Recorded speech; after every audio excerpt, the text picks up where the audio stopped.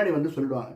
அவன் பேச்சும் பார்வையுமே நமக்கு சரியா படலை, என்னமோ நீ ஏதாவது பண்ணி வைப்போ அப்படின்னு சொல்றாங்கல்ல, அந்த மாதிரி எண்ணம் கூடியவர்களாக இந்த 3ஆம் பாதத்தை உடையவர்கள் புனர்பூச நட்சத்திரத்தில் இருப்பவர்களுக்கு இருப்பார்கள்.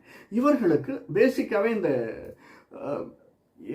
அதாவது சுகர் சம்பந்தமான அந்த சம்பந்தமான ரத்த கொதிப்பு, அந்த சின்ன சின்ன லைட்டாக இருக்கக்கூடிய வியாதிகள் வருவதற்கான சாத்தியக்கூறுகள் அதிகமாக இருக்குது.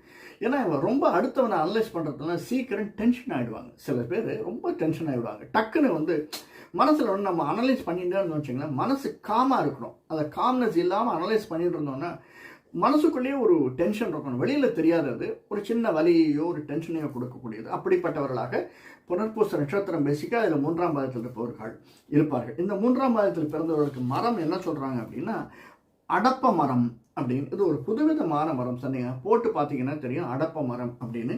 இந்த மரத்தில் இருக்கக்கூடிய